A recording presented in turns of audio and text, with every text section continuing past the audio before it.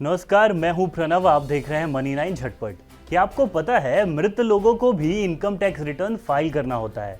सुनने में भले ही अजीब लगे, लेकिन अगर किसी व्यक्ति की आय कर योग्य है और उसकी मृत्यु हो चुकी है, तब ऐसी स्थिति में मृत व्यक्ति के कानूनी वारिस को मृत्यु की तारीख तक अर्जित आय के लिए इनकम टैक्स रिटर्न यानी ITR फाइल करना जरूरी होता है।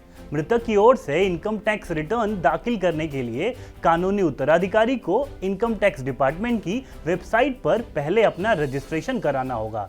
मृत व्यक्ति का कानूनी उत्तराधिकारी नियत तारीख के भीतर ITR फाइल करने के लिए जिम्मेदार होगा। वित्त वर्ष 2021-22 के लिए ITR फाइल करने की अंतिम तारीख 31 जुलाई 2022 है। इनकम टैक्स रिटर्न फाइल करने में किसी भी प्रकार की देरी के लिए कानूनी उत्तराधिकारी को दंड या जुर्माना जैसे परिणाम भुगतने पड़ सकते हैं।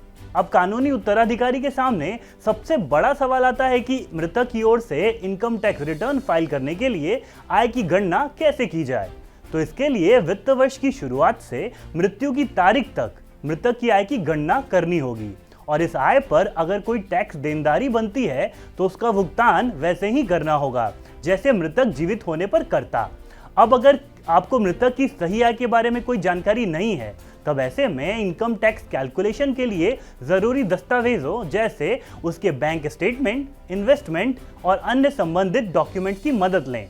मृतक से विरासत में मिली संपत्ति से मृत्यु की तारीख के बाद अर्जित कोई भी आय कानूनी उत्तराधिकारी की कर योग्य आय मानी जाएगी। मृतक के कानूनी वारिस को खुद का आयकर रिटर्न दाखिल करते समय मृतक से विरासत में मिली इस आय को अपनी कुल आय में शामिल कर टैक्स कैलकुलेशन करना चाहिए।